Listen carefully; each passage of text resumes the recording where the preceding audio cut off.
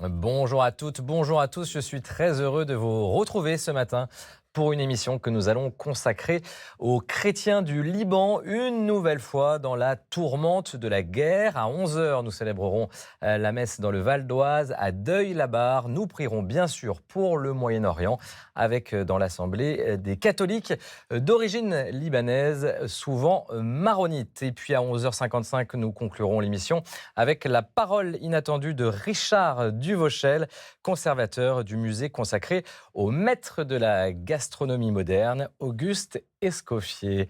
Mais d'abord, je suis très heureux de vous présenter notre invité du jour qui vient du Liban, Sœur Maya. Bonjour. Bonjour. Merci d'être avec nous, vraiment un grand merci car vous avez pris des risques pour venir avec nous depuis le Liban. Vous êtes directrice de l'école des 5 heures à Inebel, village chrétien du sud Liban qui est au cœur de la zone bombardée par l'armée israélienne depuis plusieurs semaines et peut-être même depuis plusieurs années, pourrait-on dire. Voilà votre village sur la carte, on le voit, il est à quelques kilomètres de la frontière israélienne. Vous êtes en première ligne car c'est une région chiite tenue par le mouvement du Hezbollah que visent les Israéliens. Je précise que l'actualité va très vite et que cet entretien a été enregistré jeudi.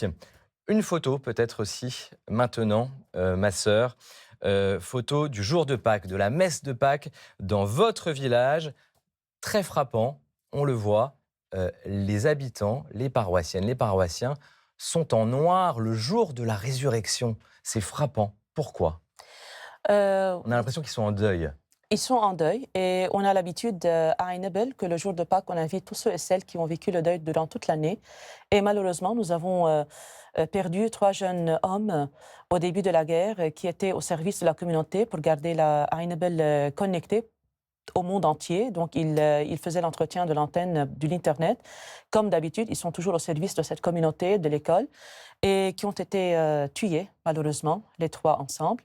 Et ce sont leurs familles et toute la communauté locale sont en deuil. Mais si vous voyez, ils sont en deuil, seulement les serviteurs qui sont en blanc et le prêtre, ils sont en noir, mais toujours, ils gardent la force et l'espérance. Oui, quel esprit particulier ce jour de la résurrection pour vous, au sud de Liban. Tout de suite, Sœur Maya, je vous propose de voir et de comprendre pour les téléspectateurs ce qu'il se joue pour les chrétiens du Liban en ce moment, victimes une nouvelle fois collatérales d'une énième guerre qui ne les concerne pas vraiment. Regardez ce décryptage de Sibylle Delettre. Le 28 février dernier, les États-Unis et Israël bombardent conjointement l'Iran. Le guide suprême, Ali Khamenei, est tué, et c'est toute une région qui bascule dans la guerre et l'incertitude. Parmi les victimes collatérales, les communautés chrétiennes. En fait, au Moyen-Orient, il faut imaginer que les populations d'Orient, les peuples qui vivent ici et donc les communautés chrétiennes qui y habitent également n'en peuvent plus de ces guerres à répétition. Particulièrement touchés, Beyrouth et le sud-Liban.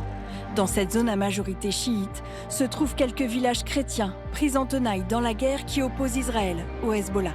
Les populations civiles sur place, elles essayent d'empêcher, si vous voulez, sans armes, les miliciens du Hezbollah de rentrer dans ces villages pour pas que la localité se transforme en champ de bataille.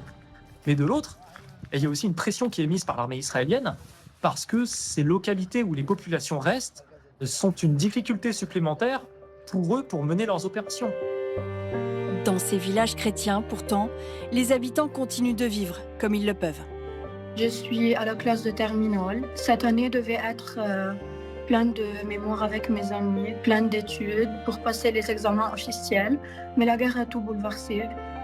Je veux continuer ma vie, apprendre, même si c'est en ligne, mais il y a toujours cette tension à l'arrivée plan. Donc on ne sait jamais quand on va être bombardé. On vit une inquiétude et une peur tout le temps. La guerre a fait des victimes, parmi lesquelles le père Pierre Elraï. Il a été tué à Klaya en tentant de secourir des blessés. Une situation qui a poussé une partie de la population à se réfugier vers le nord du pays. On compte plus d'1 million de déplacés. Cette crise menace encore un peu plus la présence chrétienne dans la région, une présence pourtant essentielle. Quand vous allez dans ces villages chrétiens ou dans ces villes, vous avez des écoles chrétiennes qui accueillent des élèves chrétiens et musulmans. Vous avez des œuvres sociales, des hôpitaux, des associations.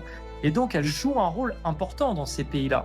Un rôle de service public, un rôle de pont entre communautés, parce que ce sont dans ces lieux-là que des enfants de communautés religieuses différentes apprennent à se rencontrer et à se connaître.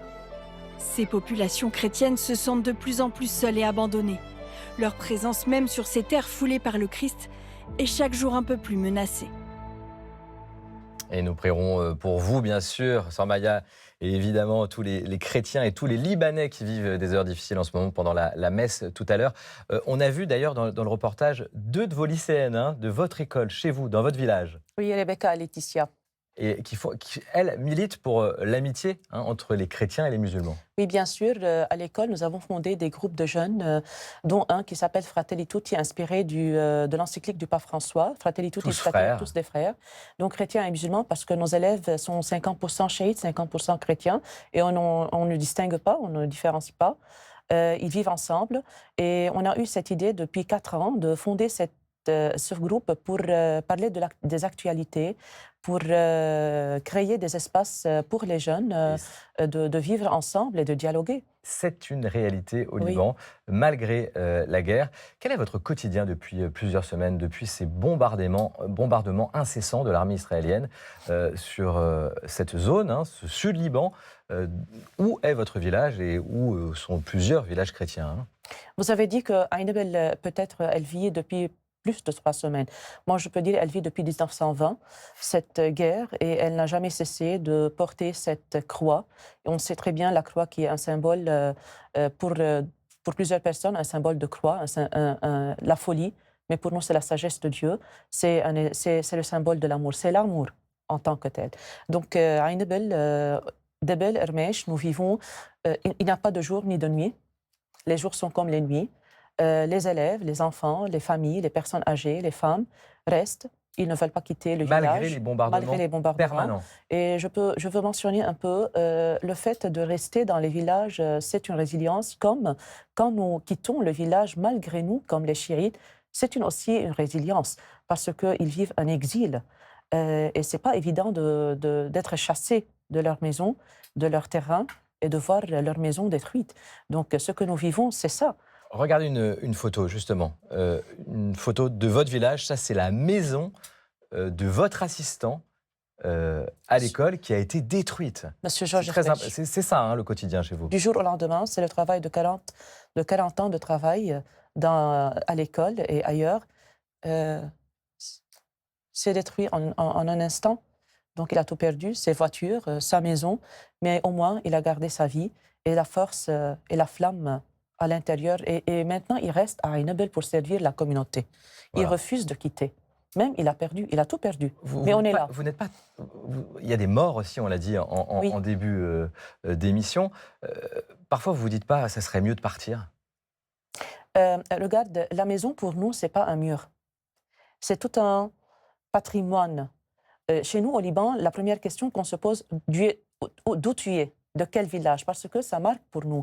La maison, la terre, a un symbole très important, que ce soit pour la foi, pour l'identité et pour la survie. Donc, si nous quittons, ça veut dire qu'on ne maintient pas ce lien spirituel et patrimonial. Donc, pour nous, la terre, c'est tout. Donc, il faut mentionner qu'à Ainebel, Hermèche, Debel, Jésus-Christ a passé par ces villages pour arriver à Tyr Ouais. et à Sidon. C'est une terre pour nous, une terre sainte. Comment on va la laisser? Et d'ailleurs, le prêtre de Hermèche a dit depuis 2 semaines, nous risquons et nous voulons mourir dans nos villages au lieu d'être dans des châteaux ailleurs. Donc, Il y a quand même une joie de vivre encore dans le village, puisque c'est la guerre permanente. Vous êtes victime d'ailleurs d'un conflit qui ne vous concerne pas vraiment. Comment vous ressentez les choses au quotidien et comment les habitants vivent-ils ça? les habitants, ils sont des êtres humains, normal de vivre la peur, on ne nie pas. Normal de sentir et de vivre l'abandon, comme Jésus-Christ. Il a été abandonné sur la croix, mais jamais désespéré. Jamais désespéré. Il a été abandonné. Il a dit, pourquoi tu m'as abandonné, Père? Donc, et en même temps, il a C'est partie dit de ses dernières pardonne-leur, paroles. pardonne-leur. Et c'est ça le défi pour nous les chrétiens. Ce que je parle, peut-être parfois, il y a des gens qui ne vont pas accepter ça. Euh, mais c'est le défi des chrétiens. Dès leur début, l'Église a été persécutée. Elle est là. C'est l'ADN debout. du christianisme. Bah peut-être. voilà. Ouais. Voilà. Et la semaine dernière, c'était la semaine sainte. Moi, j'ai beaucoup attardé sur cette image. Marie, debout sur la croix. Elle a pleuré. Et c'était elle seule qui connaît que ce Jésus-Christ n'est pas seulement être humain, son fils. Elle était seule à croire que c'est Dieu. Et Dieu meurt devant elle, donc c'est la fin du monde. Mais elle était debout. Et c'est ça l'espérance. Est-ce que, toutefois, malgré cette espérance ou avec cette espérance, vous avez le sentiment d'être victime d'une guerre qui n'est pas du tout la Oui. vôtre? Oui, on le dit. On le dit, oui. Nous sommes des victimes. Et partout dans le monde, il y a des victimes d'injustice. Ce n'est pas la guerre seulement. Mais le Liban paie un lourd tribut depuis les années. Très je veux lourd. dire, Très lourd. Le fait depuis combien de de temps voir... Je parle même de la Première Guerre civile dans les années 70. Vous l'avez connue. Et depuis, il y a eu de multiples Monsieur, conflits. depuis l'an 400, si vous visitez la vallée des Saints, et vous voyez les grottes dans cette vallée, on était persécutés dès le début. Et d'ailleurs, Jésus-Christ nous l'a dit, notre chef. Mais n'ayez pas peur, je serai avec vous. On vit l'abandon, peut-être la peur. On pleure parfois, mais il y a toujours des personnes qui continuent. Pourquoi? Parce que ce n'est pas par notre force. C'est ça l'esprit qui souffle. Et l'esprit souffle quand il y a... Même Dieu a soufflé dans les eaux, meurt. Et il a donné la vie. On salue votre espérance, votre foi, votre courage. Et je vous propose tout de suite de retrouver le point de vue de notre prédicateur du jour. Aujourd'hui, quelqu'un que vous connaissez bien, le frère Thierry Hubert, notre producteur qui prononcera l'homélie tout à l'heure. Nous prierons bien sûr pour les chrétiens du Moyen-Orient. Et en tant que dominicain, il est souvent en lien avec l'Orient et ses chrétiens. Regardez ce qu'il a à nous dire ce matin. Alors, quand je pense au Moyen-Orient, j'ai d'abord les visages des frères dominicains qui ont, avec moi, fait leurs études, les frères Ziyad, Sarmad, Majid ou Mouannad. J'ai eu l'occasion et le bonheur de les retrouver l'an passé à Mossoul. Mossoul, c'est une ville d'Irak, une des plus belles villes de l'humanité, qui, dans toute son histoire, a été le point de rencontre, le point de liaison entre différentes cultures et entre différentes communautés religieuses. En 2014, Daesh avait détruit la vieille ville. Notre couvent dominicain était devenu le tribunal de l'État islamique et le minaret penché avait été détruit. On s'est retrouvés l'an passé parce que tout a été reconstruit. Et dans l'église de notre couvent, le couvent Notre-Dame de l'Eure, eh bien, nous avons chanté le Salve Regina avec nos sœurs dominicaines. C'était un moment plein d'émotion et plein d'espérance qu'on espère aussi pour le Moyen-Orient. À tout à l'heure, cher Thierry, pour l'homélie pendant la messe du côté de Deuil-la-Barre. Il y aura dans l'assemblée des catholiques, des maronites d'origine libanaise, notamment. Un mot peut-être de réaction à ce que dit frère Thierry? Cette parole d'espérance, Oui, oui. cette joie de l'espérance. Cette joie d'espérance, vous voyez dans la guerre, quand nous vivons cette souffrance, quand vous voyez les morts, les maisons détruites, et vous ne savez pas si vous allez vivre encore une minute. Donc, ce n'est pas évident. C'est à ce point-là, en fait. C'est à ce point-là. Les chrétiens au sud du Liban sont encerclés. On a 3 villages de Bel Ain et Bel Armèche. Et maintenant, de Debel Armèche, il y a 2 minutes seulement. On ne peut pas y aller. Il n'y a plus de route. Depuis 20 jours. Pas de route. Tout est détruit. Et c'est interdit d'entrer dans le village. Et ça fait longtemps qu'ils n'ont plus de légumes ni de pain. Et il y a des enfants et plus de lait, plus de couches. Donc, et le plus important, c'est que si quelqu'un est blessé, malheureusement, il meurt. Et les convois humanitaires sont bloqués aussi. Ils ont été bloqués le jour de Pâques. Le nonce apostolique a essayé avec Vincent Gello, l'œuvre d'Orient qui et aide Monseigneur les chrétiens Hugues sur place. Et Caritas aussi, donc, et des évêques maronites. Donc, ils n'ont pas pu. Ils étaient loin de quelques minutes du village. Ils ont pris des heures à y arriver. Ils n'ont pas pu amener les denrées alimentaires à ce village de Debel. Et ça fait plus de 20 ans, de 20 jours. Et maintenant, si quelqu'un sera blessé, il n'y a pas d'hôpital. Peut-être la Croix-Rouge ne pourra pas entrer. C'est à ce point. C'est C'est la résilience. C'est pas on est servi, on reste. Non, on ne sait pas si on va continuer à vivre. Parce qu'on parle souvent de la disparition des chrétiens d'Orient. Ça fait des décennies qu'on en parle et pourtant c'est une part importante de la population de l'Orient, du Moyen-Orient. On l'oublie. En Irak, c'était le cas aussi. Ils étaient nombreux, les chrétiens, un temps. Est-ce que vous avez le sentiment, au Liban et plus largement au Moyen-Orient, que les chrétiens sont en train de disparaître petit à petit? Moi, je ne pense pas de ça parce que si on va parler du nombre, oui. Vous êtes de moins en moins nombreux. Oui, parce que si, par exemple, maintenant, il y a Debel Ain Ebel Ermesh dans le côté, pas du côté de Majayoun, Laïa et Kaukaba. Dans notre région, il y avait plus que 7, 8, 10 villages chrétiens. Maintenant, il y a 3, 4, 5 seulement. Donc, il y avait Barachid, Shara, où il y avait Dardreya, où il y avait des chrétiens. Maintenant, ils sont très minimes. Et donc, si on veut regarder les statistiques, oui, on peut dire ça. Mais quand je dis nous sommes des chrétiens qui espèrent, donc nous sommes le sel. C'est le peu. Le Nous sel de étions la 12 terre. disciples. On n'a pas peur. C'est cette force qui nous donne de continuer. C'est pas évident. On peut parler, on peut regarder la mais de vivre la guerre, c'est pas évident. Et il y a cette force chez les chrétiens. Et on va voir d'ailleurs votre école, parce que votre école en dit beaucoup sur le rôle des chrétiens au Liban et dans tout le Moyen-Orient, je crois. Voilà, c'est une photo qui date d'il y a quelques années quand même. Hein. Oui. Ça, c'est une photo qui date de quand? Qui date depuis 1800 et quelques. Exactement. Donc la photo, elle doit être dans le XXe siècle. Oui. Mais l'école date depuis la fin du 19e 1881. siècle. Voilà. C'est une très belle photo. Mais ça, c'est le rôle aussi des chrétiens d'Orient. C'est-à-dire que vous apportez l'instruction, la culture, et à tout le monde. Hein. Ce n'est pas que pour les chrétiens. Ce n'est pas un club. Je peux mentionner quelque chose. Notre école des Sœurs de 5 heures, elle a été fondée avec les jésuites et les sœurs. Et c'était la première école au niveau de tout le Liban qui a accueilli en une seule classe des chrétiens et des chiites. Et elle a réussi dès la première expérience parce qu'ils ont bien préparé les terrains. Et depuis, nous vivons ensemble. Nos frères chiites, ils passent des heures pour arriver chez nous. 1 heure de temps le matin et 1 heure après-midi pour revenir. Pourquoi? Parce qu'ils cherchent cette ouverture, ce respect, le niveau de la francophonie, le niveau d'enseignement qu'on a. Et l'école est une des garanties pour que les villageois ne vendent pas leur terrain et descendent à Beyrouth parce qu'on présente ce niveau d'enseignement. Mais du coup, c'est essentiel le rôle de cette école. Ah bah oui, bien sûr. Et pour tout le monde, pour les musulmans aussi. Il y a 32 villages. Nos élèves viennent de 32 villages. Maintenant, malheureusement, il y a 40 villages autour d'Ain Ebel qui sont complètement rasés. Et c'est ça la question qui se pose. Et après la guerre, comment on va vivre? Comment?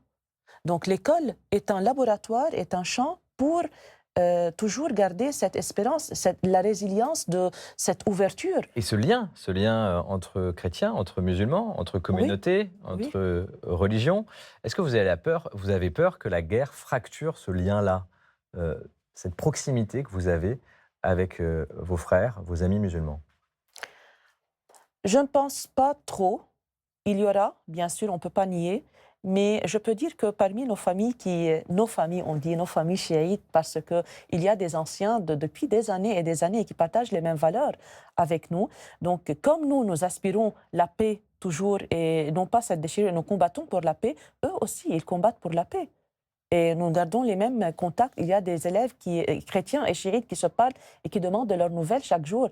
Ni la guerre, ni rien, comme dit saint Paul, ni rien pourra nous séparer de cette aspiration, la paix. Eh bien, merci pour ces mots très importants. On va aller dans une autre école, sœur Maya, maintenant, sur le chemin de la messe qui, vous l'avez compris, nous mène à Deuil-la-Barre, dans le Val d'Oise, ce matin, où vivent de nombreux chrétiens d'Orient. Et je vous propose de faire étape dans un établissement scolaire de Villiers-le-Bel avec Alexis. Alexis, vous allez le voir, un très beau témoignage. Il est bénévole d'une association qui prône, justement, on en parle, le dialogue entre les cultures et les religions. Regardez ce reportage. Je m'appelle Thierry Lexis, je suis retraité de l'enseignement catholique et j'appartiens au mouvement Ensemble avec Marie depuis 5 ans. Bonjour à tous. Bonjour. Je me suis engagé pour les classes, Ensemble avec Marie, c'est-à-dire des interventions dans les classes. Alors, Ensemble avec Marie, c'est un mouvement qui est né au Liban. Et le 25 mars, chrétiens et musulmans font la fête ensemble pour honorer Marie. Je suis convaincu depuis très longtemps que la paix ne peut exister que s'il existe déjà la paix entre les religions. Je pense qu'on vient témoigner que la paix est possible parce qu'on accepte de se rencontrer, on accepte d'aller vers l'autre qui est différent. S'il y a quelque chose que je trouve absolument indispensable pour que le monde aille mieux, c'est effectivement l'altérité. Dans la Bible, il y a écrit que Dieu nous a créés à son image. Mais s'il nous a créés à son image, on est tous pareils. Alors, oui, ça c'est une bonne remarque. Mais Dieu, il n'a pas voulu qu'on soit des clones. Ça aurait été terriblement triste. Mais qu'on apprenne à se connaître donc, et à s'enrichir les uns les autres. Et puis surtout, ce qui m'a beaucoup plu, c'est d'intervenir en binôme avec un musulman.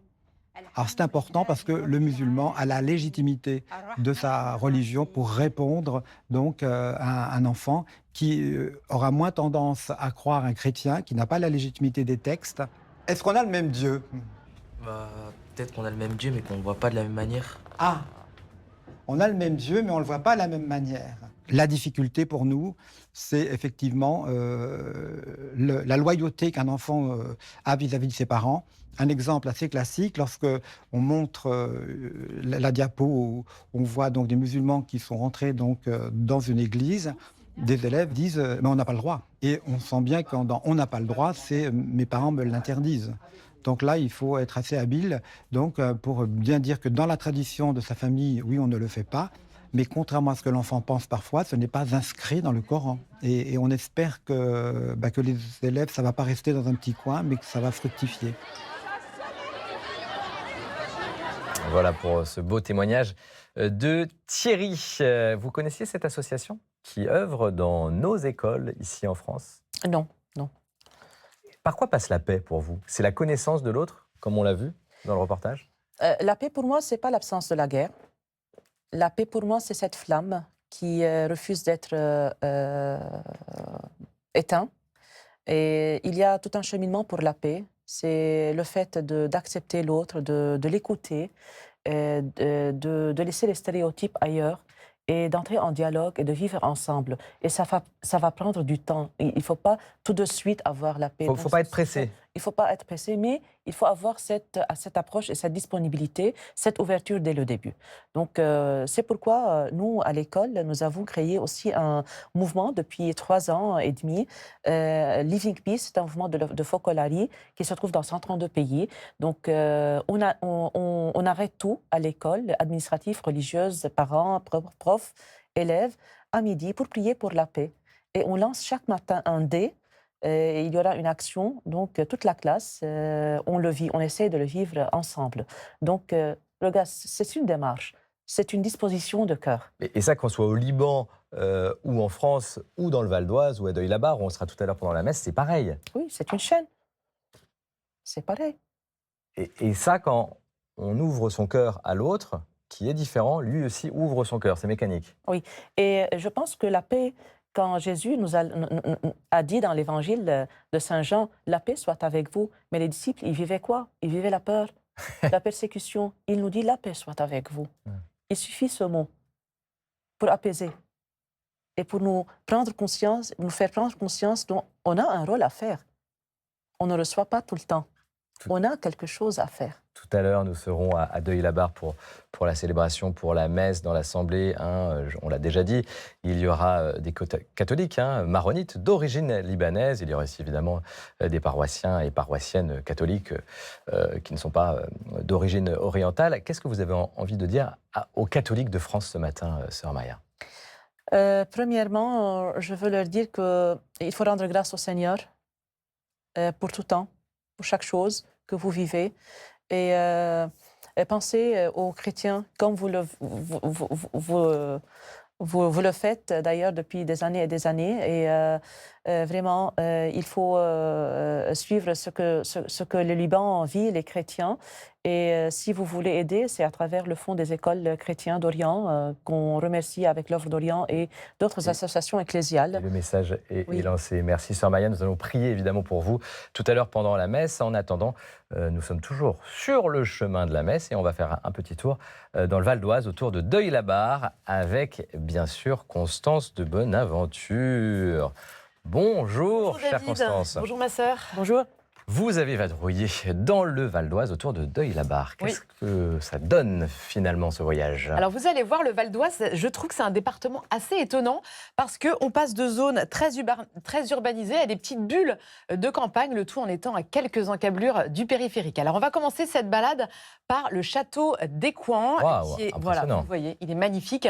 Et vous voyez, on voit qu'on n'est pas très loin de la ville. C'est un joyau Renaissance construit au XVIe siècle par le connétable Anne de Montmorency, c'était le chef des armées du roi. Il se trouve qu'il était riche héritier et collectionneur, et c'est un lieu qui incarne le pouvoir politique et le raffinement artistique de cette belle époque qui était la Renaissance. Et il abrite justement le Musée national de la Renaissance, qui réunit une collection exceptionnelle d'objets d'art qui couvre toute la période, et on a tous les arts décoratifs qui sont représentés. Donc il y a de la tapisserie, de la sculpture, des céramiques, beaucoup de mobilier aussi, des pièces d'orfèvrerie, et puis des armes évidemment, et des maquettes de navires. Donc on parcourt en fait toutes ces salles qui sont très richement décorées et qui nous immergent dans la vie quotidienne de la Renaissance, dans les goûts de l'époque et tous ces savoir-faire. Et on va terminer par il y a beaucoup de pièces incontournables, on va terminer par la Daphné, cette statue qui est très très belle. La Renaissance, ça doit vous parler, Sœur Maya. Oui, bien sûr. La Renaissance, c'est un genre d'espérance aussi, naître de nouveau et naître à travers l'art. Donc c'est très beau. Et c'est toujours possible. Oui. Constance, on poursuit avec le patrimoine religieux, cette fois du Val d'Oise. Oui, et je vous emmène à Montmorency, une très très jolie ville ravissante du Val d'Oise. Regardez, elle est en hauteur, elle surplombe on voit Paris au loin. le quartier de la Défense à Paris qu'on voit au loin, tout à fait. Et la collégiale Saint-Martin qu'on voit sur la gauche, elle est située sur un éperon rocheux, elle est précédée d'une grande terrasse et sa construction s'étend sur 5 siècles. C'est Anne de Montmorency, dont on vient de parler, on vient de visiter son château à Écouen, qui achève sa construction au XVIe siècle. Et à l'intérieur, on peut admirer d'anciens et de magnifiques vitraux qui nous racontent justement toute l'histoire de cette famille de Montmorency. On se rapproche encore un peu du lieu de notre messe du jour. Nous allons à Sainte-Thérèse de Montmagny. Oui, alors on n'est pas très loin, mais vous allez voir, je vous disais tout à l'heure que c'était une terre de contraste, le Val d'Oise. On change complètement de décor. Rien à voir. Rien à voir. Oui. Sainte-Thérèse de l'Enfant Jésus, c'est une église des Chantiers du Cardinal. Elle a été construite par l'architecte Auguste Perret, qui est connu pour son béton armé, qu'il utilisait beaucoup.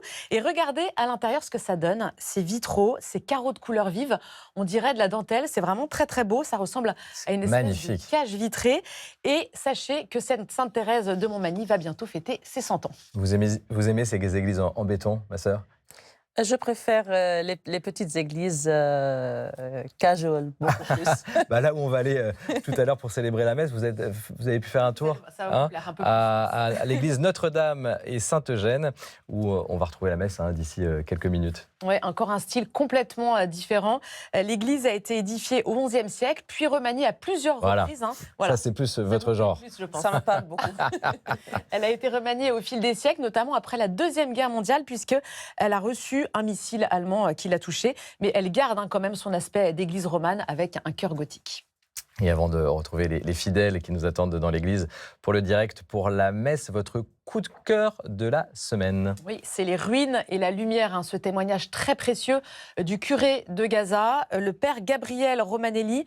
Ce prêtre argentin a failli mourir à plusieurs reprises à Gaza et malgré cela, il a toujours voulu rester au plus près de ses paroissiens. C'est un journal de bord qui raconte d'ailleurs son quotidien, bien sûr, mais aussi celui des Gazaouis. Il raconte toutes ces vies littéralement anéanties, la peur, le désespoir aussi, l'injustice. C'est un récit qui est brut, qui est magnifique parce qu'il raconte aussi la joie, la foi, la solidarité et puis la lumière. Un témoignage qui va vous parler, Sœur Maya. Bien sûr, Merci Constance. Sœur Maya, restez avec nous. Nous allons célébrer la messe donc maintenant à Deuil-la-Barre dans cette très belle église. Les paroissiennes et paroissiens nous attendent. Et dans l'assemblée, je vous l'ai dit, des catholiques d'origine libanaise. Très belle célébration à chacune et à chacun. À tout à l'heure.